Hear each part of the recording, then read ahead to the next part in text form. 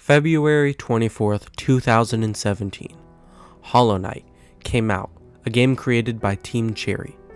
It was an amazing, immersive game that brought you down to Hollow Nest that was in a state of panic due to the infestation looming over them. After releasing 4 DLC, namely Hidden Dreams, Lifeblood, Grimm Troupe, and Godmaster, I finally picked up the game and was amazed by it and the detail that went into it.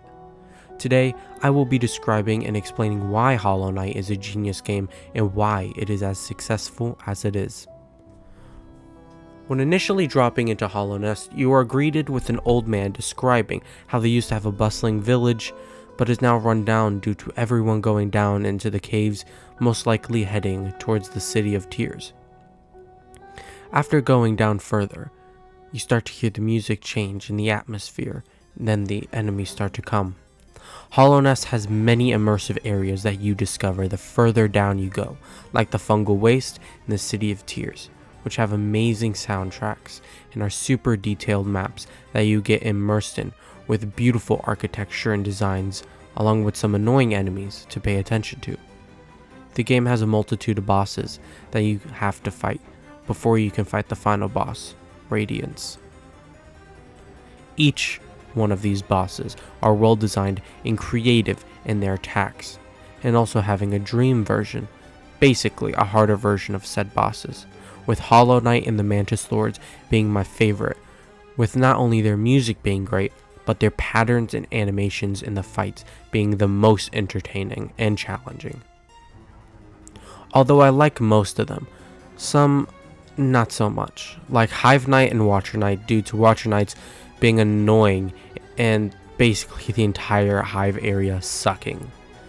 This game is not only hard with platforming with places like the Path of Pain, but also fighting enemies is just hard and fun enough that it isn't boring and too hard, but very fun and just hard enough so that you aren't ranging too hard. The multitude of paths and choices in this game make it so that a lot of casual runs look very different due to the fact that you can progress in certain areas in whatever order you want. The game also has an amazing community, from speedrunning and even challenge runs and mods, with people like Fireborn being one of the main speedrunners and challenge runners on YouTube. The game creators are even working on a new game relating to the mysterious Hornet character, who we still know very little about. Now, the story itself is simple, yet it has some secrets to discover all along the way, like how keeping certain characters alive can impact your story later on. Now, the DLC is also one of the greatest parts of the game, with the first one I'm going to talk about being the Grimm Troupe DLC. In this DLC, after doing a few steps, you unlock the Grimm Troupe, and then meet Grimm, the leader of the troupe. And after you meet him, you need to do a few quests, and then after you fight him, and then later on you can choose to fight his king version, which is substantially harder. The DLC is short, but it is awesome since Grimm is an amazing fight with a creative atmosphere and one of the best themes in the entire game. The other DLC I want to talk about is the Godmaster DLC, which is the last DLC released, in which you go to this heavenly-like realm called Godhome, where you can challenge pantheons, which are just collections of old bosses and a few new ones here and there, but you fight them back to back. This DLC was mainly for the hardcore players and the challenge players considering the difficulty, but is very fun with it being super challenging.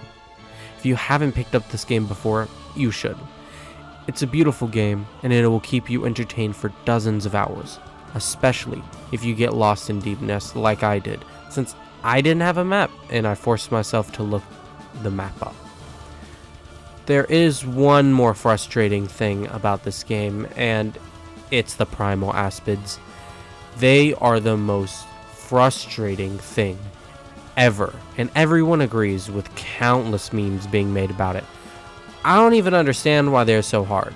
All they do is move around and shoot shotgun projectiles, but it's like their AI has aimbot or some shit, like, because I'm always getting hit.